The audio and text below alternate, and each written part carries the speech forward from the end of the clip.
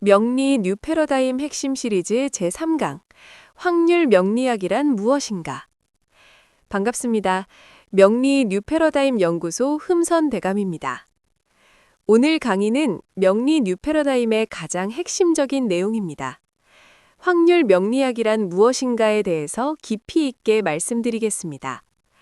제1강에서는 명리학 혁명 선언을 했고 제2강에서는 신강신약 이론의 문제점을 말씀드렸습니다. 오늘 제3강에서는 앞으로 명리학이 어떤 방향으로 발전해야 하는지 설명드리겠습니다. 확률 명리학이란 무엇인가? 한마디로 말하면 사주를 결과가 아니라 가능성으로 해석하는 명리학입니다. 지금까지 명리학은 결과를 단정하는 방식으로 발전해왔습니다. 이 사주는 부자가 된다. 이 사주는 사업하면 성공한다. 이 사주는 결혼이 늦어진다. 이렇게 단정적으로 설명하는 방식이었습니다. 그러나 현실에서는 이렇게 나타나지 않습니다. 같은 사주를 가지고도 서로 다른 인생을 살아갑니다. 성공하는 사람도 있고 실패하는 사람도 있습니다. 결혼이 빠른 사람도 있고 늦은 사람도 있습니다. 부자가 되는 사람도 있고 평범하게 사는 사람도 있습니다. 이것이 현실입니다.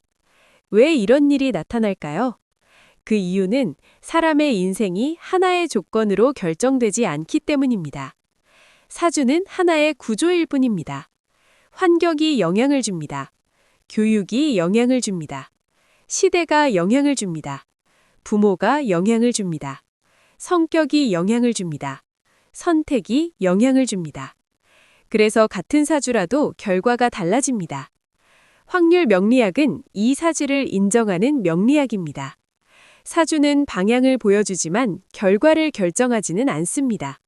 그래서 명리학은 가능성을 설명해야 합니다. 이것이 확률 명리학입니다. 예를 하나 들어보겠습니다. 식상이 강한 사람을 보면 기존 명리학은 이렇게 말합니다.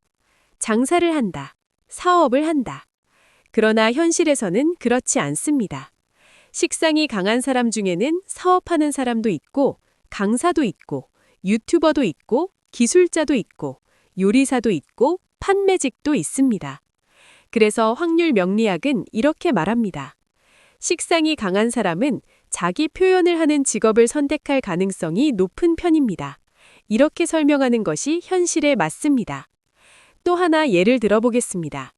상관이 강한 사람을 보면 기존 명리학은 말합니다. 관을 극하니 직장을 못 다닌다. 그러나 현실에서는 그렇지 않습니다. 상관이 강한 사람 중에도 직장을 오래 다니는 사람이 많습니다. 다만 특징이 있습니다.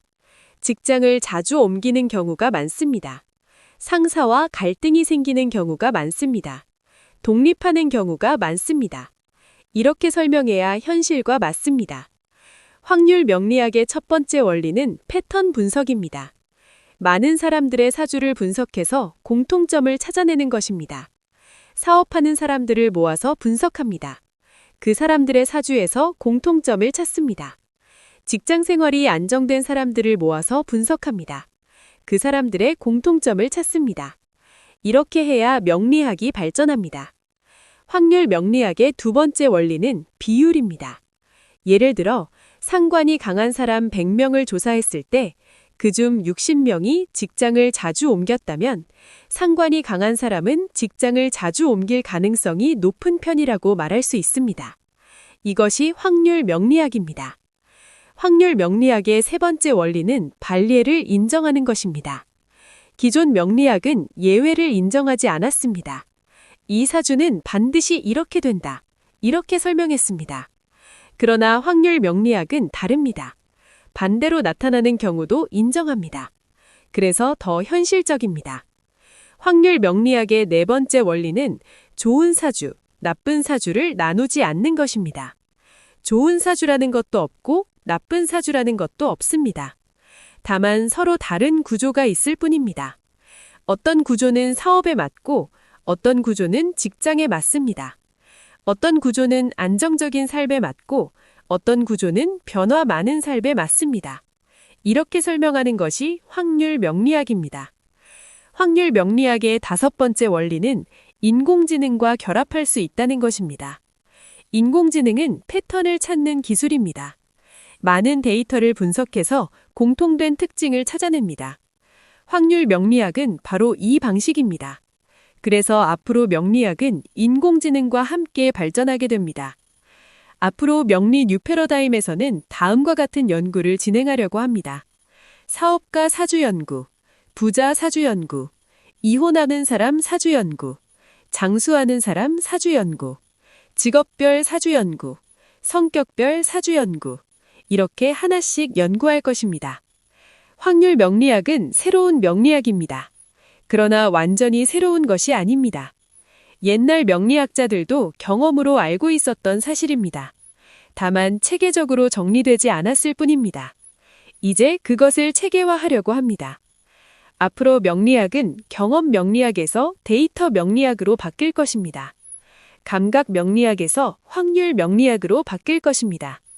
단정 명리학에서 가능성 명리학으로 바뀔 것입니다. 이것이 미래 명리학입니다. 저는 확신합니다. 앞으로 10년 후에는 명리학도 확률 명리학 시대가 될 것입니다. 그 시작이 명리 뉴 패러다임입니다. 다음 강의에서는 확률 명리학을 실제로 어떻게 적용하는지 설명드리겠습니다. 명리 뉴 패러다임 연구소 흠선 대감이었습니다. 구독, 좋아요는 영상 제작에 큰 도움이 됩니다. 감사합니다.